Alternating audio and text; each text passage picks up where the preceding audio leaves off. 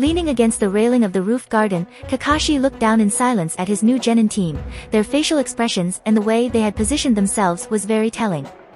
The girl, Kamizuki Mayu, was biting her lower lip and looked like she wanted to be anywhere else but there. Kakashi wondered for a moment how she had passed the academy test. She had gotten one of the lowest scores in ninjutsu, and the de facto lowest in taijutsu. But the forgettable-looking girl apparently had a bit of a flair for genjutsu, and had even managed to conceal her presence from the Chunin instructor, which was impressive indeed. At the moment, however, she clung onto the arm of the boy sprawled on the ground next to her, Hagain Rai. When Kakashi let his gaze linger on the long scar across his face, the boy scowled fiercely. He glanced away. It seemed that Kotetsu's younger brother would be a handful indeed. Finally, he let his thoughts rest on the third genin, Uzumaki Naruto. He was 2 years younger than the other two and yet, had passed with the highest total score on the exam. His new Hitaiate gleaming on his forehead, he sat noticeably apart from the other two. Though Naruto's blank face was rather more difficult to read, Kakashi could make out a note of determination ingrained in the boy's eyes. Oh ho! He had to wonder what exactly the boy wanted to prove so much. Despite his best efforts, seeing Naruto's face up close like this, Kakashi couldn't help but think of his own sensei. The boy may have had his mother's hair, but everything else was his father's. While he had been under strict orders from the third Hokage to not approach Naruto until now, he had seen from afar just how much the boy had suffered at the hands of the ignorant villagers.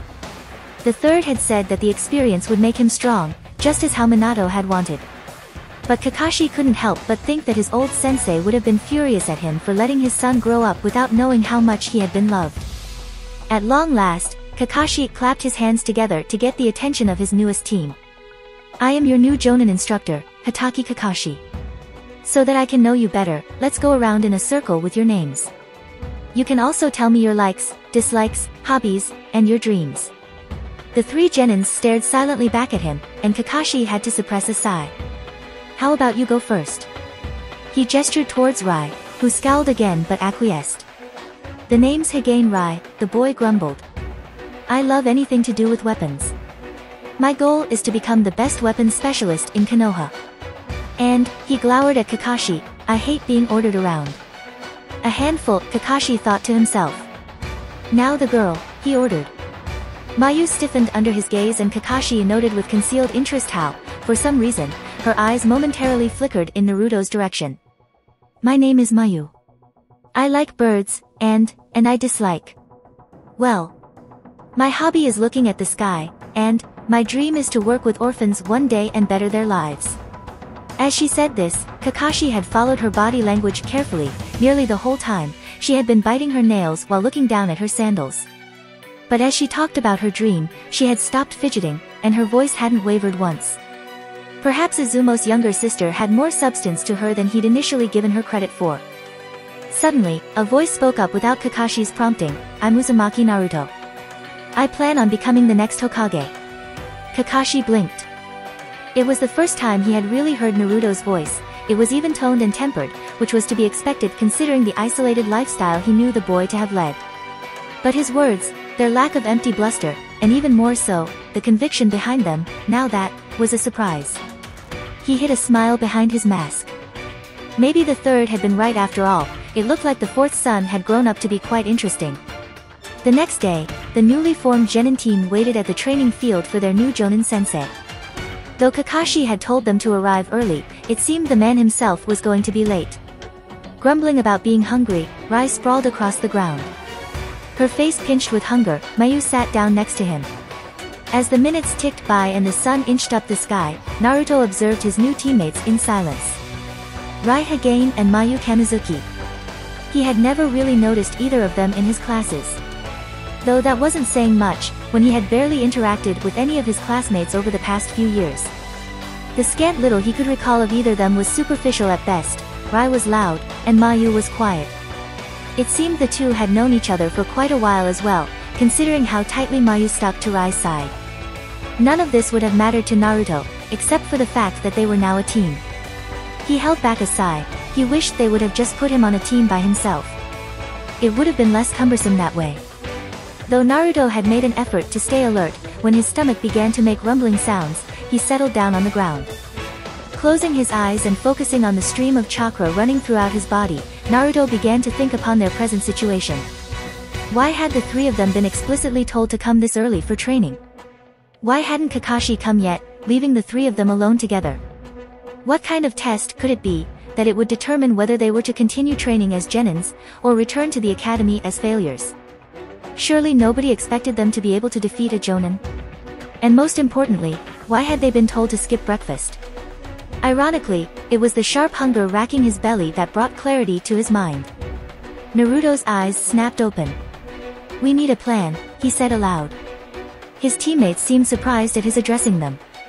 "What do you mean?" said Rai, regarding him through narrowed eyes. "Kakashi-sensei's test will probably involve us having to team up to beat him," he explained. "That's why he's late. He knew we didn't discuss anything yesterday, so he's giving us time now to work out a plan. In fact, he's probably watching us from somewhere right now to see how we spend this time." His eyebrows raised, Rai looked around skeptically. "I didn't sense him anywhere." "He's a jonin," said Naruto.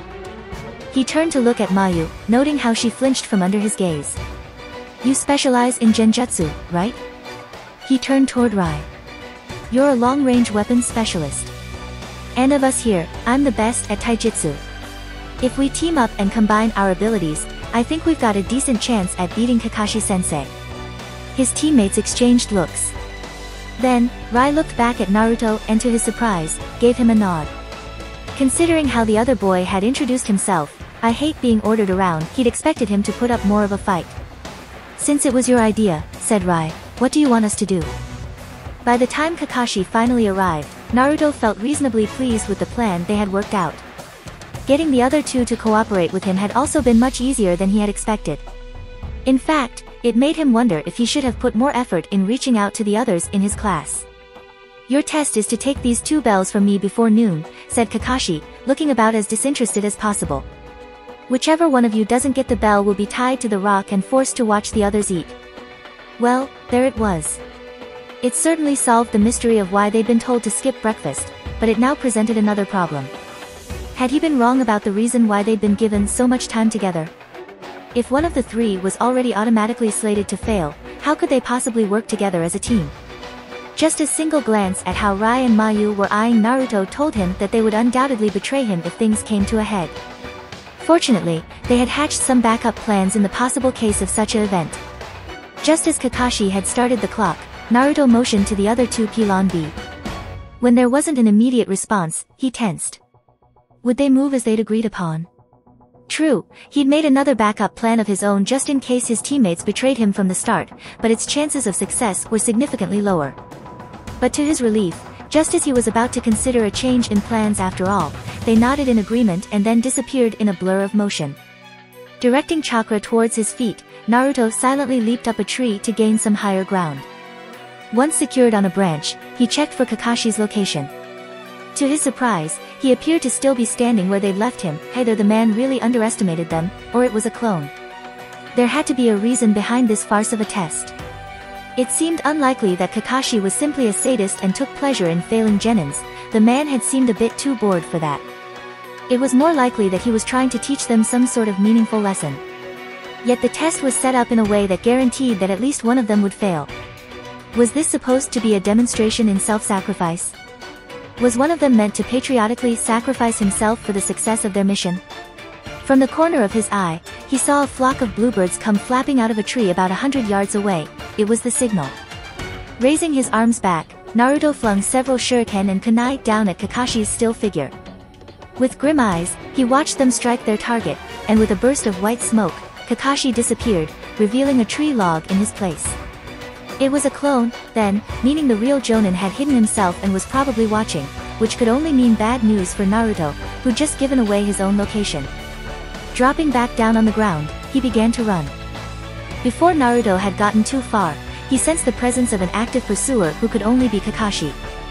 Without making any visible signs of recognition, he began to slow down, as though growing weary. Then, without warning, he dropped to the ground and swung out several shuriken at the spot he sensed him to be in. A moment later, the presence flickered out. His pulse quickening as he saw something silver flicker right next to him, Naruto flipped out of the way. Just as he landed, there was a cloud of dust, and when it cleared, Kakashi was standing behind him. Not bad, said Kakashi. A beat passed where Naruto remained motionless, and he realized that something was wrong. Then with a burst of smoke, Naruto disappeared, and a log clattered on the ground. There was a hissing sound, and recognizing it in a heartbeat as the indicator of an exploding tag, Kakashi immediately leaped out of the way. As he spun into the air, a red-headed figure bulleted out of the nearby bushes and barreled into him. Raising his arm just in time to block the kick, Kakashi reached out with his free hand to close off the boy's movements. But even as his hand settled around Naruto's ankle, the boy twisted around in midair, swinging the length of his other leg at Kakashi's neck. Forced to let go in order to avoid having his windpipe crushed, he watched as Naruto landed nimbly on his hands before flipping back upright. Without a moment's pause, Naruto threw another exploding tag at him. As Kakashi leaped aside again, he saw that the genin had begun to quickly make some seals. Before Kakashi could see what technique he was forming, the tag had combusted, momentarily distracting him. The next second, a sharp gust of wind burst into existence beside him, picking up a cloud of leaves and dust to create a miniature storm in the clearing. Interesting, so Naruto had wind affinity just like his father. But Kakashi had to smile at the naivety of the genin's plan. If Naruto's aim had been to blind him, unluckily for him, Kakashi didn't need to rely on his vision to be able to sense where he was. And as expected, he sensed the boy running directly towards him. Bending his legs, he prepared to leap over Naruto, when suddenly, he sensed upwards of 20 kunai shooting straight towards him from above and behind. Shit, thought Kakashi, as he was forced to roll to the side. In the excitement, he'd forgotten about the other two. On his feet once more, Kakashi dodged another leg sweep from Naruto, scanning the area for Rai as he did so. Judging from how the kunai had been thrown, Rai was probably hiding in one of the trees and had waited for the opening Naruto had created. And if Rai was around, Mayu was sure to be close by. Marveling at how far this year's batch of genins were pushing him, he focused and searched for her chakra. While Mayu may have been able to conceal herself from a Chunin, there was a world of difference between Jonin and Chunin. Just as it seemed that Naruto's taijutsu and Rai's onslaught of projectile weaponry had him cornered, Kakashi sensed a small disturbance in the ground below. His eyes narrowed. A second later, Mayu came bursting out of the earth and with a look of rare triumph, she swiped at the two bells that hung tantalizingly from his waistband. So they had still gone ahead with the plan. He had expected them to abandon all signs of teamwork once they were told only two of them could pass, but it seemed they had stuck to the plan. Naruto would first engage Kakashi, and Rai would provide further distraction. Mayu, as their most accomplished at hiding her presence, would creep up on him and take the two bells. It was a simple plan, but effective, and if he had been just an ordinary person, it would undoubtedly have worked on him. It was child's play for Kakashi to replace himself with Naruto instead at the last moment. If he had been any less pushed by the pursuit, he would have enjoyed the look of utter shock that flashed across Mayu's face as she instead crashed straight into Naruto. 2 down, 1 to go.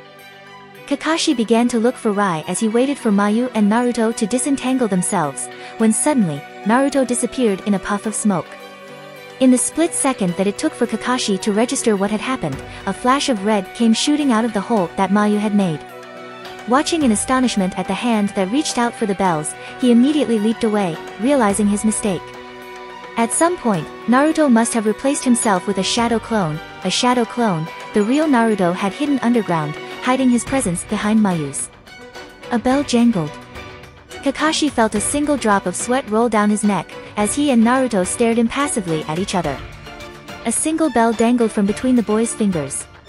Judging from the look of shock still on Mayu's face, she had not been privy to this part of Naruto's plans either.